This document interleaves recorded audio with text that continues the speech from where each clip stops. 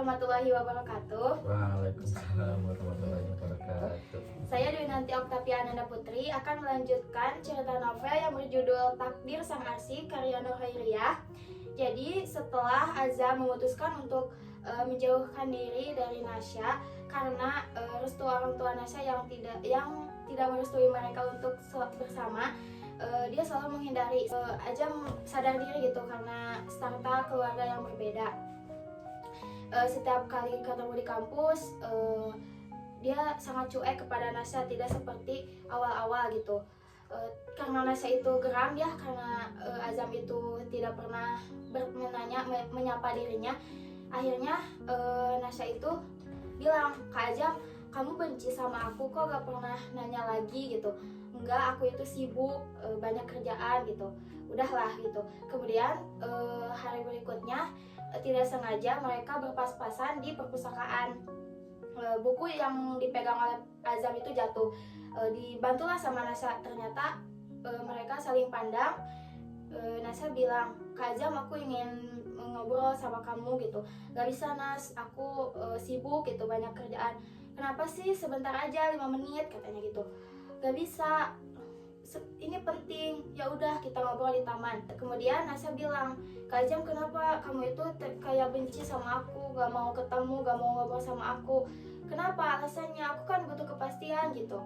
Kata Azam, aku cuma ngejalanin aturan. Di aturan agama aku di Islam, laki-laki dan perempuan itu gak boleh bersama bareng-bareng gitu, karena takutnya timbul fitnah gitu.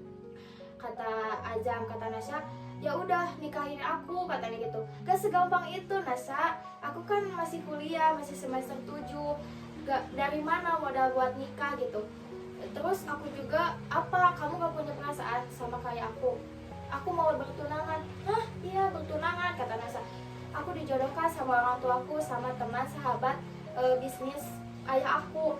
"Oh, selamat," kata Azam. "Cuman itu doang," katanya gitu. Kemana katanya, "kok nggak ada effortnya laki-laki?" "Ya udah, aku bisa apa," katanya gitu. "Aku cuma laki-laki biasa, belum punya pekerjaan," katanya gitu. Kata Azam, "Oh, selamat, semoga kalian berjodoh dan lancar sampai hari pernikahan." Kak Azam kok gitu reaksinya, emang nggak ada perasaan gitu sama aku? Pede banget ya aku selama ini nyangka kamu itu punya perasaan yang sama kayak aku. Enggak lah Nasa, jangan dibahas lagi ya, kakak ada tugas lain dan gitu." "Oh oke." Si paling sibuk. Mereka pun berpisah di taman itu. Hari berikutnya, Azam sedang mengerjakan tugas di perpustakaan. Tiba-tiba Patih, sahabatnya, mendatangi dirinya.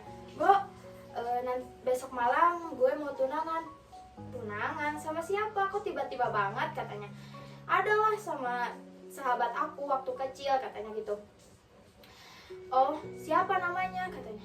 Nah, belum sempat dijawab, telepon HP di punya Patih berdering. "Bentar ya Zam, gue duluan pulang, ini ada telepon dari papa," katanya gitu. "Harus siap-siap buat besok tunangan, nanti di-share lokasinya ya, jangan lupa datang," katanya gitu. Terus dalam hati Azam bilang, kok kayak apa ya, kayak kebetulan gitu. Si Fatih sahabatnya mau tunangan, terus gadis yang dia cintai dalam diam juga mau tunangan, kok kayak mungkin itu cuma perasaan aja, katanya gitu.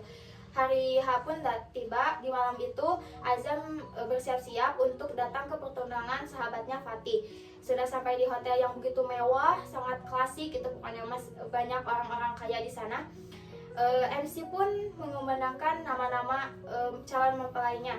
Ketika disebut calon mempelai pria yaitu Muhammad Al-Fatih, dia biasa aja, wah bahagia nih sahabatnya mau tunangan.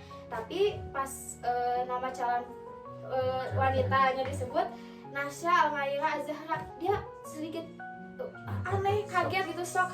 Kok namanya kayak sama gadis itu, katanya gitu. Gak mungkin masa cina sama sahabatnya sendiri gitu. Tapi pas datang, dilihatlah calonnya itu, perempuannya benar Nasa. Dia langsung kayak tersambar petir di malam hari gitulah, pokoknya kayak nggak mau pengen pulang duluan gitu. Pokoknya nggak enak pas disuruh makan sama Patih. "Bro, makan dulu." "Nggak mau, udah kenyang," katanya. "Pulanglah dia duluan." Nah, setelah pertunangan Patih dan Nasya itu diumumkan secara semua warga kampus tahu ya, hidup Azam pun berubah menjadi lebih hampa gitu, hambar. Dia juga memilih mengikhlaskan kepergian gadis yang dia cintai, meskipun dalam sujudnya, dalam doa setiap salatnya dia masih menyelipkan nama Nasya Almaira Az-Zahra. Dia berpegang teguh bahwa sebelum jalur kuning melengkung, gak apa-apa kan, yang penting gak ngerebut secara langsung gitu, kan gak tahu jodoh man masih tunangan gitu kan.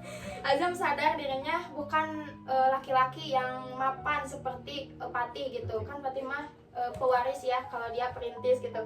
Penolakan ayah Nasya karena starta keluarga itu membuat dia menjauhi diri dan memperbaiki diri. Sementara itu Nasa menjalankan hari-harinya seperti biasa, cuman ya dengan perasaan yang terpaksa. Dia juga menerima perjodohan karena ingin membahagiakan kedua orang tuanya. Dengan hati yang tidak benar-benar tenang, Patih merupakan, ya Patih itu laki-laki baik, soleh, terpandang, tanggung jawab. Tapi kan namanya juga hati yang nggak bisa gitu langsung pindah gitu. Meskipun Allah maha membolak-balikan hati manusia gitu. Nah, namun semakin ia mencoba menerima, susah gitu ikhlas tuh. Semakin dia tuh jauh dari Azam tuh semakin tersiksa gitu, semakin cintanya tuh semakin besar. Kenapa gitu kan? Dia sadar bahwa hatinya masih terus ada nama Azam gitu.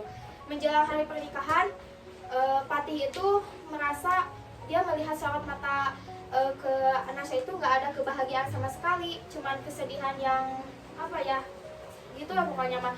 Kata terus si Patih itu ngajak ngobrol empat mata dengan Nasya, karena kejujuran dan kepercayaan itu kan merupakan kunci utama dalam sebuah hubungan ya. Jadi dia itu mengajak Nasya untuk saling jujur. Kata Nasya, sebenarnya aku itu sayang sama Kak Fatih, tapi as a friend gitu, cuman teman, sayang sebatas teman, gak lebih gitu. Tapi aku sayang sama kamu Nasya gitu, tapi aku enggak, cina gitu. Terus kamu sayang sama siapa? Kata Fatih, aku sayang sama Kak Azam, sahabat aku. Udah sih kata Fatih, aku juga udah nyangka setiap pertemuan kamu itu kalau melihat Azam suka bahagia gitu, berbinar beda lah katanya gitu. Nasa pun jujur tentang perasaannya, meskipun kejujuran itu pahit ya, tapi kan namanya juga kejujuran. Daripada hubungan ini dilanjutkan dengan kebohongan gitu, gak akan benar. Fatih pun menerima gitu, meskipun pahit. Dia ngobrol ke ayahnya Nasya dengan baik-baik. Om, saya sepertinya kami harus membatalkan pertunangan ini, nggak bisa melanjutkan ke pernikahan yang lebih serius, gitu, hubungan yang lebih serius. Kenapa? Karena hati Nasya itu bukan buat saya Om, katanya gitu. Jadi buat apa dilanjutkan kalau ibadah ini terpaksa gitu, kata ayahnya. Terus Nasya itu suka sama siapa? Sama Azam, anak dari tukang nasi di kampus, katanya gitu. Ya, dia juga anak yang soleh Om. Azam itu katanya dia sahabat saya juga bisa soleh seperti ini karena bersahabat dengan Azam, katanya gitu. Saya gak mau Om hidup dengan perempuan yang hatinya masih ada nama laki-laki lain, katanya gitu. Oh iya, kata omnya, kata ayahnya Nasya, oh baik, kita urusin itu, hal itu nanti lah pokoknya. Kemudian keputusan itu dibuat untuk membatalkan pertunangannya. Ayah Nasya pun sempat kecewa lah, memarahi Nasya, kenapa kamu bisa-bisanya menolak laki-laki yang sopan, bertanggung jawab, mapan gitu, dari keluarga terpandang. Tapi ya namanya juga hati yang gak mau Nasya itu tetap menangis gitu. Ya udah gak apa-apa. Di balik itu Nasya mendekatkan diri kepada Allah. Dia semakin hari memperbaiki diri, salat 5 waktu, ngajinya juga semakin lancar karena dia termotivasi untuk berubah gitu, menjadi lebih baik lagi, hijrah lah intinya. Ajam pun sama, dia selalu berjuang. Dia juga udah lulus 3,5 tahun ya kuliahnya, berjualan, jadi chef gitu, jadi hafiz Quran juga, memperbaiki diri lah intinya. Suatu hari ayahnya Nasya itu melihat ke apa ya, perubahan Nasa. Wah, dia menjadi anak gadis yang soleh gitu. Itu berarti mungkin gara-gara Azam. Nah, dari situlah hati seorang ayah mulai terbuka. Terus tuh yang awalnya tertutup kini mulai perlahan terbuka gitu. Akhirnya Nasa, ya udah, kalau kamu memang mencintai Azam, ayah restui gitu. Yang penting kamu bahagia gitu. Akhirnya ijab kabul pun atas kesungguhan keduanya ya, Azam dan Nasa, ijab kabul pun terlaksana gitu. Hari yang dulunya hanya menjadi sebuah harapan, akhirnya benar-benar datang gitu. Azam mengucapkan ijab kabul dengan menggenggam tangan ayahnya Nasa. Nasa pun tidak mampu menahan air matanya karena bahagia kan, dia itu udah mencintai Azam dari bagi mereka perjalanan itu sangat rumit, tidak didapatkan restu.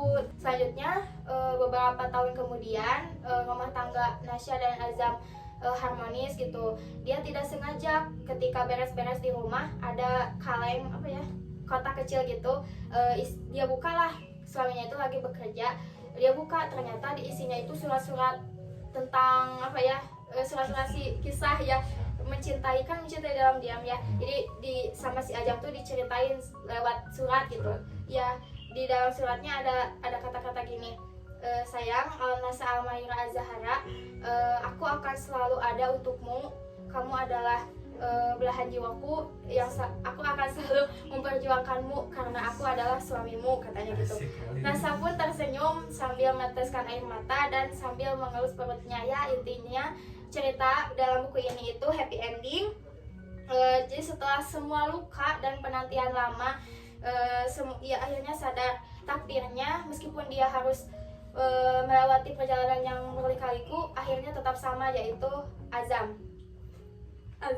Jadi maupun kita udah punya pacar sama siapa gitu, tapi kalau di Lauhul Mahfuznya nama itu yang tertulis, ya pasti itu, mau dia jadi pasangan siapapun, kalau takdirnya itu ya pasti kembali kepada kita gitu.